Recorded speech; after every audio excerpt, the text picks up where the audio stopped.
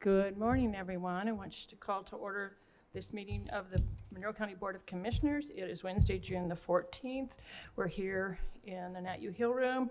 I will note for the record that it is hard to see Commissioner Thomas with the sun shining behind her joining us virtually, and that Commissioner Jones and I are present here in the Nat U Hill Room. So let's start with a Commissioner's public statement read by Commissioner Thomas. Good morning. We, the Monroe County Board of Commissioners, renew our commitment to welcome and protect the rights of all people, regardless of age, race, color, creed, disability, sexual orientation, gender identity, marital status, economic status, and national origin. And we affirm the right of every person to live peacefully and without fear, and we will fight and resist at every step discrimination and harmful policies, whatever their source. We also stand in support of our public school systems, both RBB and MCCSC. Thank you very much. We'll move on to department updates. Could we please start with Lori Kelly of the Health Department? Good morning. Just a few updates for you today.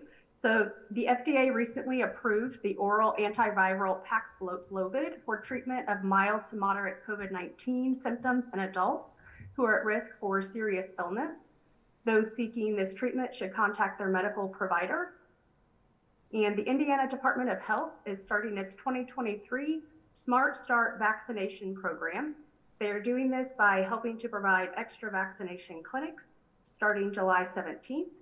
A map will be published on the Indiana Department of Health website to show all of the vaccination clinics near those individuals. Thank you very much. Are there any questions or comments? Commissioner Thomas? Commissioner Jones? No, I don't. Thank you very much for, I think we'll see you later. Thank you. Okay, and I see that we have Chief Deputy Parker here. Did you wish to have provide a department update? I hope, now that I've called you up here. Well, moving up was the sign, I guess. No, thank you for the invite. Just very quickly, we do our little standard update here just to make sure that we're bringing forth what we're doing there so everybody's clear on what the direction is and being transparent with what we're doing here. So the jail population as of June 13th was 192, so it's holding relatively steadily. The new bookends in the last 48 hours were 17. The releases in that 48 hours was 17. So I think that shows us a pretty good progression of how the courts and the prosecutor were working with getting those people in, getting them processed through the system, and getting them released if applicable. Our misdemeanor charges of folks that are currently in the facility are at 27, and our felony charges for residents are 160. And then we have holds, 5 other holds, either parole holds, out-of-county holds, or DSC holds, 5 inmates. Good news on a certain front here. Our last update, we had what we classify as 43 severely mentally ill residents. That last update, we have dropped that down to 34 now. So we're moving in the right direction in that the percentages on May 24th was 21% of our population fell into that category. Now we're at 17. So again, I want to reiterate that is an awful lot of work and communication with the judges, the prosecutor, Jail Commander Gibbons, his staff. So as I expressed before, the more you do something, the better you get at it, and we're really moving in the right direction of that. In the last, since that update, we've moved 2 of those inmates to facilities, mental health facilities, out of the correctional setting where they are now receiving treatment in a facility where they truly need to be. So, I think that's going to bring us up to somewhere around 7, 8, 9 that we've done just in the last 6 weeks or so. Right. So we're very, very upbeat about that. Since January 1, we've had 24 of our residents involved in competency evaluation process. That's kind of the beginning process for what we just talked about. So that's up from 21 from our last update. So we've had 3 of those since May 24th. Our sanitation and refurb, we continue on. Block E is now done. We talked about that. I think the last one we were about finishing up. Holding area 2. All the flooring in the first floor is now done and is in a state where it can be easily sanitized daily. And that's a really big deal for us. As we know, that first floor is where everybody comes in. That's where it all starts. So that is all done. Front detox, the floors are all done in there. The rear detox and the processing shower area where we bring the new inmates in to get cleaned up and ready to go into general pop. And we'll be talking a little bit more about that in a future meeting. What we have in progress now is block I. So we're in the process, or probably halfway done maybe with that. And then what we're doing, and we're going to make some changes in the first 4 dorms down there to improve how when we bring people in, where we're not setting them in those holding cells for as long, and then we'll use that more as a housing intake before we get them processed. So it's a little more comfortable, I guess, and it's a little more set up as a typical dormitory, if that makes sense to you. All of the clothing that we talked about for all of the inmates now has been completed. So there's all new jumpsuits, the t-shirts, all of those things that we talked about. Those are all in and they have been issued. So if you come into jail right now, you'll see the inmates there. They don't look as disheveled, and they don't look like they're. I would, we laundered those, but it's just like anything else. It has wear and tear. The appearance of that, no matter what you do, can't be improved, and that has an impact on them. I stopped into the ladies' dorm after they got their new issues, and they were all very, very excited about it. They were very, very glad to have new clothing there, that they felt proud, that they at least felt like it's clean, but now it looks clean too. So I think that's having a real positive effect on our population. The inmate workers have all been re-outfitted also, so as they go about their daily duties, they're cleaned and looking well. One thing I'm really excited to talk about, and Joe Commander Gibbons could elaborate if need be, but we're starting a inmate worker program for our lady residents, our female residents, which we've not had here before.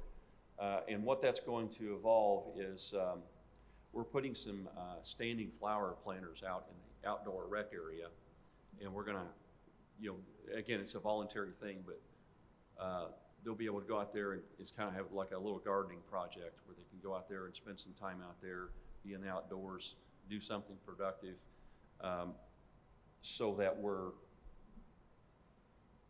trying to make sure that what we're doing there in the facility has applicability to all of our residents, not just part of our residents, if that makes sense. So I think that'll be a positive thing, and we'll keep you updated on how that rolls as we go forward. Any questions for me? Commissioner Thomas, any questions or comments? No, just thank you for the update. Appreciate it. Okay, thank you for your time. Commissioner Jones? Yeah, I'm particularly pleased to hear about the gardening efforts. I think that's something that can be truly beneficial for a lot of people. Yeah, it's your hands are busy. You're doing something, it's something productive, and there will be, there'll be an outcome to that effort for them, and that's good for everybody. And that's Kyle's brainchild there, so he's always thinking about something. Well, it's something for people to take pride in as well, Yeah. which is amazing. It's but, also a nurturing experience, which is valuable. Yep. And I did know that you'd gotten additional jumpsuits and more paint because it was listed on the claims for this week. Yep. So I'm Yep. glad that this Yep. is moving forward. Well, I figured Commissioner would Jones would find particular pleasure in the planners, so we're happy that we're doing it, and we'll keep you posted on it also. Thank you so Okay. much. Thank yeah, you. Thank you. Appreciate it. Are there any other departments with an update? Seeing none, Let's move on to public comment. This is for items not on the agenda. We're limited to 3 minutes per speaker, and if you wish to speak, please identify yourself by name and let us know whether or not you are a Monroe County resident.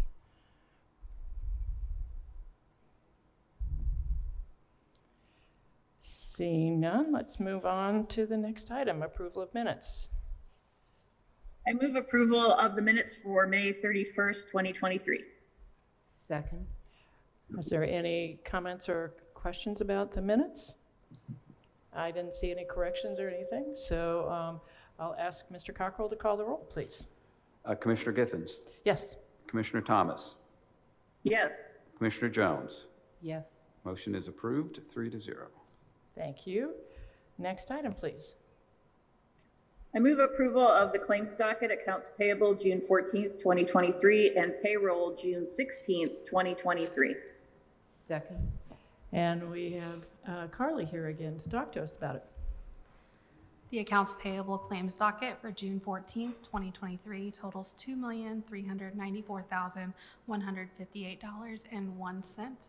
The payroll docket for June 16th, 2023 includes $1,333,892.49 in direct cost and $403,465.65 in indirect costs for a grand total of $1,737,358.14.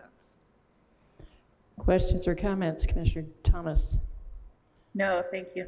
Commissioner Jones? No, I don't. I will note that there was a large transfer of money that was included in the claims docket this month, right? It's fairly large anyway. Yes. Is there any public comment on this item? Seeing none, Mr. Cockrell, would you call the roll? Commissioner Githens, Yes. Commissioner Thomas, Yes. Commissioner Jones. Yes. Motion is approved, 3-0. Thank you. I will note for the record that we do not have any reports this particular week, so let's move on to new business. First item.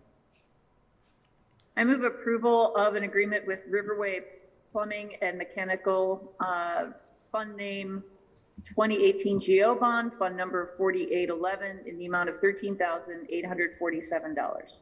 Second. And we have Mr. Kreider here to talk with us about it. Good morning, Commissioners. Richard Kreider, Fleet and Facilities.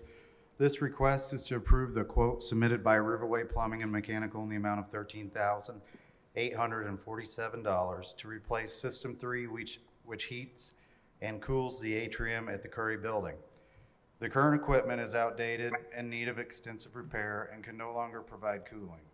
The scope of work includes removal of the existing heat pump system and installation of a new 5-ton American Standard 3-phase heat pump with matching indoor air handler and heat kit.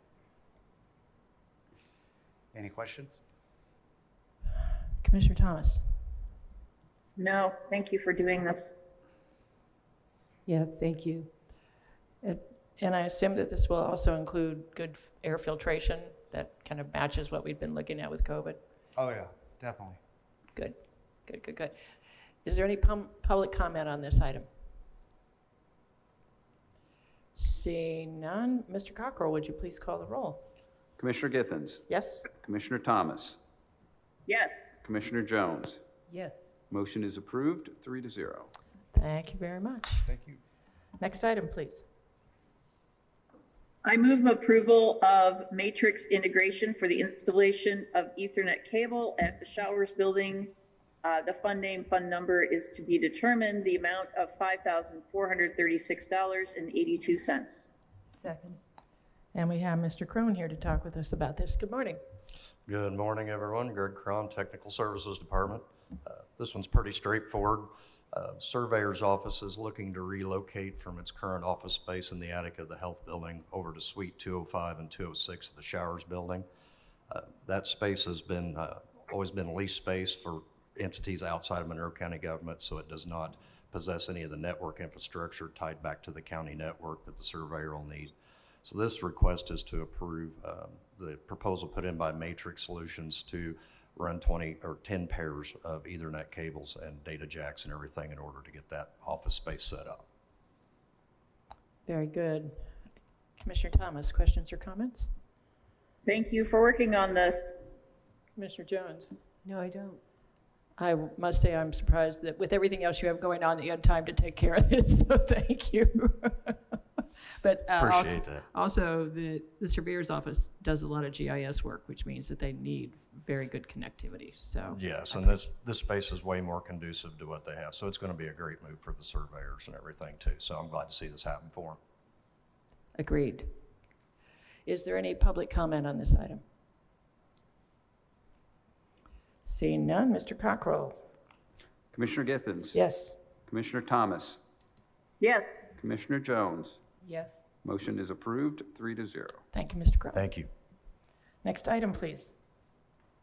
I move approval of the updated personnel policy handbook. Second. And we have Ms. Sensenstein here with us. Good morning, Commissioners. This is the approval of the updated personnel policy, which includes language in Section 5 related to our new time and attendance software. So we updated the language on flex time and rounding of time cards. This did go to the Board of Judges and the prosecutor, and they approved the changes as well. Questions or comments? Commissioner Thomas? No? No, it did clarify things quite a bit. Thank you. And for anyone that is interested, this is in our packet, so people can review it as well. I'm glad that we got the one typo corrected. Yeah, I did. I corrected that and sent it to the legal department. So in the final version, that should be updated. Thank you. Yeah, just a duplication of some language. Okay, yeah, I think I'm the official proofer for the county or Yeah, something. we appreciate it. You catch a lot of things for sure.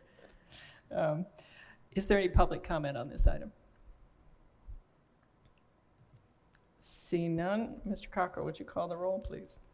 Commissioner Githens. Yes. Commissioner Thomas. Yes. Commissioner Jones. Yes. Motion is approved, 3-0. Thank you for all your work on this. No problem. Next item, please. I move approval of Power DMS Policy Management Software, fund name Cumulative Capital Development Fund, fund number 1138, in the amount of $24,825.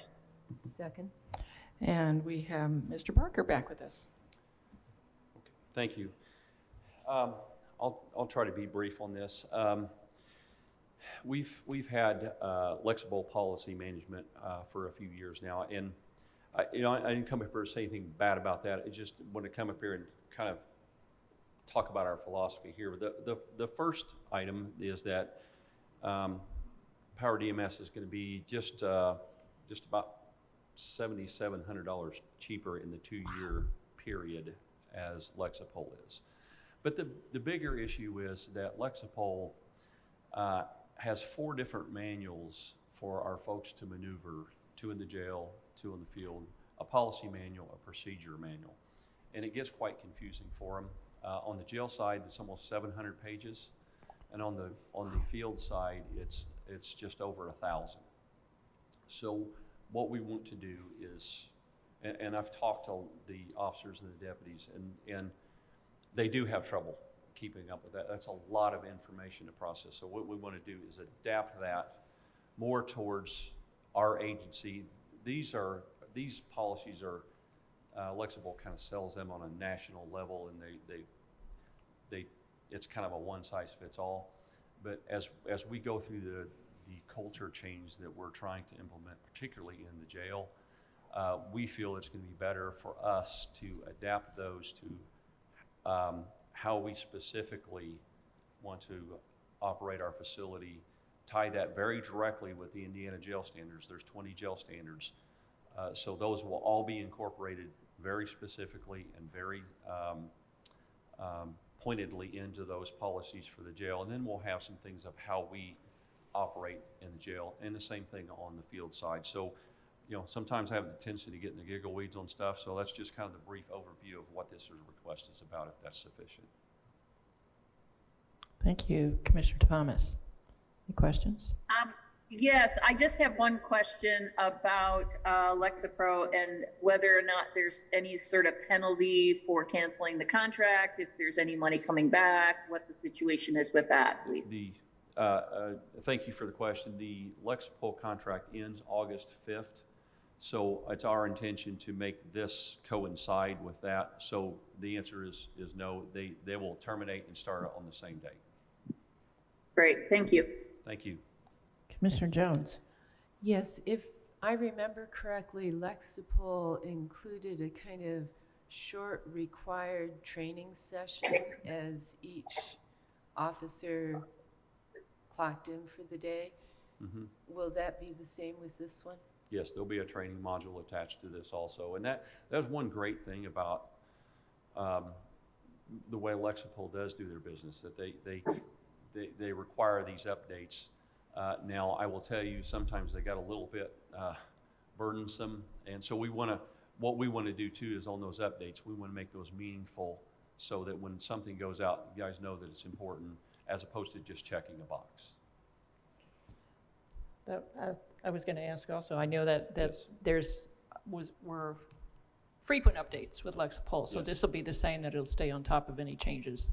Absolutely. You know, if you put in a new policy or change of policy, you must make sure that your personnel are aware of those changes and what their requirements are as regard to those changes. So yes, that will continue with Power DMS.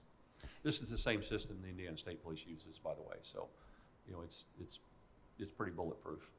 Does it track whether or not somebody has actually at least clicked on? Mm-hmm. Yes. Okay, Yes. great. Is there any public comment on this item? Seeing none, Mr. Cockrell, would you call the roll, please? Commissioner Githens. Yes. Commissioner Thomas. Yes. Commissioner Jones. Yes. Motion is approved, 3-0. Thank you, Mr. Parker. Thank you. And just a real quick, I want to thank Jeff. Kind of helped me maneuver through this. He's been very, very helpful to me as kind of guiding me through this process. So I really appreciate it. Thank You're you. welcome. All right, thank you. Next item, please. I move approval of a WorldPay US LLC service agreement. Second. And we have Recorder Swain here to talk with us. Yes, thank you.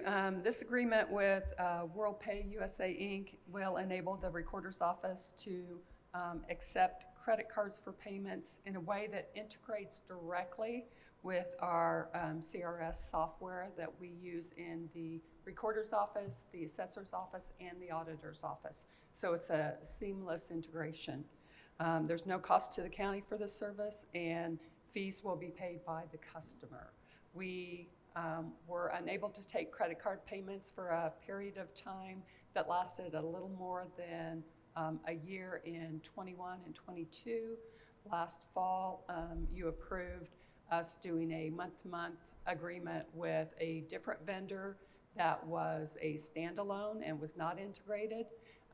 We did this, we asked for this because we knew that CSI, our software provider, was working on this integrated solution, but we didn't want to wait for that. So we can terminate our current contract with PayGov and go directly into this at the appropriate time if you are agreeable. Great. Commissioner Thomas. I appreciate the integration. That makes a lot more sense. Thank you. Yeah, this does make sense, and I'm sure customers will appreciate it a whole lot also. Well, and I know from paying property taxes that it tells me up front that there's going to be a charge if I use a credit card. So this is not something that people kind of stumble into. It's right there. Right, and they still have the option to pay with cash or check. Right, right. Is there any public comment on this? Seeing none, Mr. Cockrell, would you call the roll, please? Commissioner Githens. Yes. Commissioner Thomas. Yes. Commissioner Jones. Yes. Motion is approved, 3-0. Thank you. Thank you very much. Next item. I move approval of ordinance 2023-20, the starts rezone. Second. And we have Ms. Crecilius here from the Planning Department. Morning, Commissioners. Thank you very much. I wanted to check with you. I was just looking online at our participants, and I don't see my petitioners here online. And I spoke with Tammy Bierman, who's there in the courthouse, and she says she's not sure if my petitioners are there. So I'd like to ask, would you like me to continue with the presentation, or should I try to coordinate with them? I'm unsure what their status is. Is this something that you would prefer to table to a following week then? If they're not there in person, yes, I'm concerned why they wouldn't attend. Is there anyone here that's here for the rezone? I don't think so. I will move to continue this item to our June 21st meeting. Second. Is there any public comment on the tabling? Seeing none, Mr. Cockrell, call the roll, please. Commissioner Githens. Yes. Commissioner Thomas. Yes. Commissioner Jones. Yes. Motion to continue this to the 21st is approved 3-0. Then we'll see you next Thank you. week.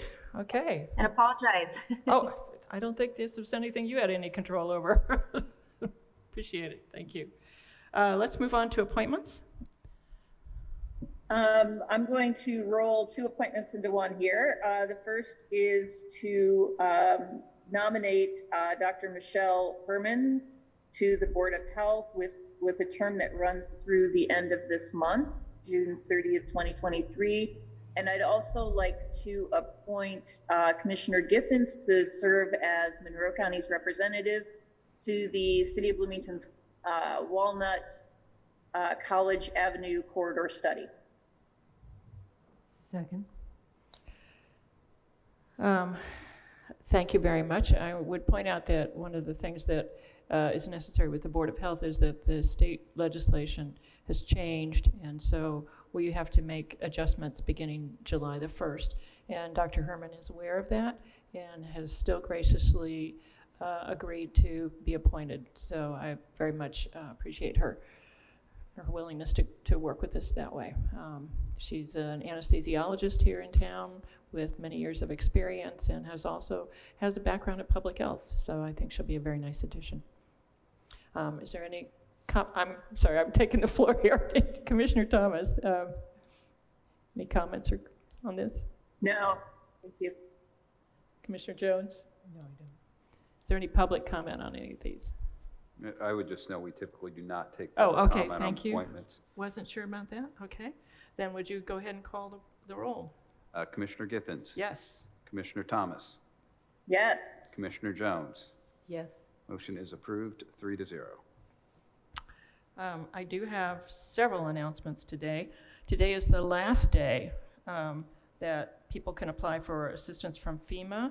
And this is available to Monroe County residents who were impacted by the heavy storm and tornado that touched down here a few months ago. There's free COVID testing available still through the Monroe County Health Department, as well as at the Monroe County Public Health Clinic on East Miller Drive. We are still accepting applications for some boards and commissions. You can go to co.monroe.in.us for more information.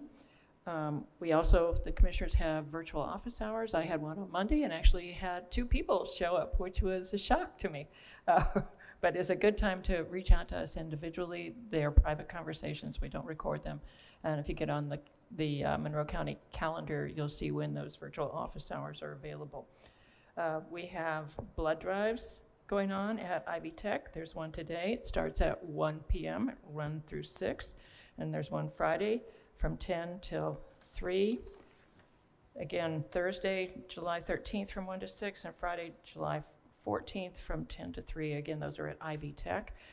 You can sign up for the Monroe County Alert Notification Systems. This is for weather and health-related issues, and again, same website. And we will remind you that the Board of Commissioners and the County Council have made additional monies available we've extended the assistance fund for county residents who need assistance with paying for rent or utilities, you can contact your township trustee for further information. I also wanted to let people know that there are now, you can apply for solar energy grants through Indiana Solar for All. And this is for income qualified households that pay for their system through sweat equity volunteer hours. And you can apply online. You can get more information at insfa.org/participant. And I encourage anybody who can to do that. We are in a climate crisis, and this is one of the ways to help push back on that. If you need more information, I'll leave that with our receptionist if you need to call in. Also, at last week's Hoosier Hills Food Bank Fresh Friday food distribution, families were asking for diapers and for pull-ups for toddlers. This is the 4th year that Hoosier Hills Food Bank has done the drive-through, and it's also the first time that I know of that anyone has requested this kind of assistance. So to help with that, we are starting a diaper drive through the Monroe County Commissioners. We have obtained one of the Hoosier Hills Food Bank barrels. It's in the rotunda. So if you're willing to help, please drop off diapers, pull-ups, and wipes, and we will make that available at the July 14th and August 11th food distributions at Hoosier Hills Food Bank. And this is not to take away from the needs of other organizations, whether it's All Options Pregnancy Resource Center, for New Hope for Families, for Middle Way House, Pantry 279. There are a number of organizations that also need this kind of assistance. But these are truly families in need. And I saw a lot more children coming through with their parents. I saw a lot more elderly this last Friday. And they had anticipated having 800 families that they provided food for, and by the end of the day, it was 920. So the need is still there, and I urge you, again, we're having a diaper drive, diapers, pull-ups, wipes, and it's in the rotunda here in the courthouse if you can help out. Do either of my colleagues have any announcements? If not, we do have a work session, and it is 10:33. What time should we resume for the work session? Or do you want to just continue? I'm willing to continue. Is David? We do have to pause for cats, so I would say 10:45. Okay, we will return at 10:45 for our work session. With that, this meeting is adjourned. We will return for the next Commissioners meeting on June 21st. Same bad time, same bad place. See you then.